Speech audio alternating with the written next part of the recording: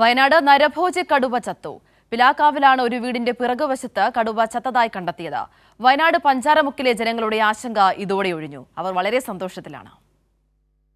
ഞായറാഴ്ച രാത്രി 12 മണിയോടെയാണ് ദൌത്യസേന നരഭോജി കടുവയെ പിലാക്കാവിൽ സ്പോട്ട് ചെയ്തത്. പുലർച്ചെ 2:30 കടുവ വനാതിർത്തിയിലെ വീടിന് പിറകുവശത്ത് ചത്തുകിടക്കുന്നത് കണ്ടു.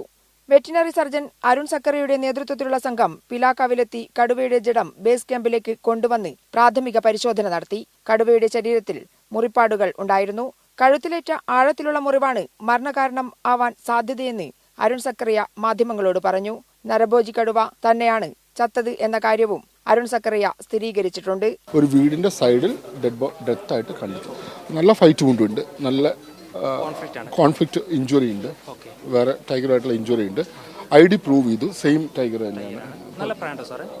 പ്രായം യങ് ആനിമലാണ്, അത്യം പ്രായമില്ല. ഉത്തരമേഖല CCF KS ദീപയും നോർത്ത് വയനാട് DFO മാർട്ടിൻ ലോവലും അടക്കമുള്ള സംഘമാണ് ദൌത്യത്തിന് നേതൃത്വം നൽകിയത്. പോസ്റ്റ്മോർട്ടം നടപടികൾക്ക് ശേഷം കടുവ ചത്തതിനുള്ള കാരണം വ്യക്തമാവും. പോസ്റ്റ്മോർട്ടത്തിനായി കടുവയുടെ ജഡം ബേസ് ക്യാമ്പിൽ വെച്ച് പ്രാഥമിക പരിശോധനയ്ക്ക് ശേഷം കുപ്പാടിയിലേക്ക് കൊണ്ടുപോയി. നരഭോജി കടുവ ചത്തതോടെ നാട്ടുകാർ സന്തോഷത്തിലാണ്. നരഭോജി കടുവയുടെ ഭീഷണി ഒഴിഞ്ഞ ആശ്വാസത്തിലാണവർ. പക്ഷെ എന്നാലൊരു വാഴ ഉണ്ട്. എന്തിനാ ഭയം?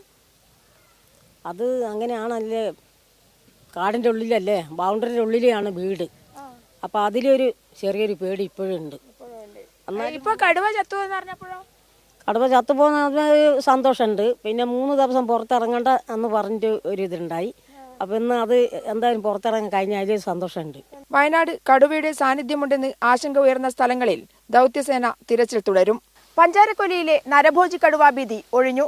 എന്നാൽ വന്യജീവി ആക്രമണ ഭീതി വയനാട്ടിലെ ജനങ്ങളിൽ നിന്നും ഒഴിയുന്നില്ല.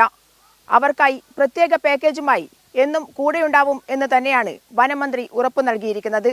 പഞ്ചാരക്കൊല്ലിയിൽ നിന്നും ക്യാമറാമാൻ അനിൽ കല്യാശ്ശേരിക്കൊപ്പം PV ജോഷില.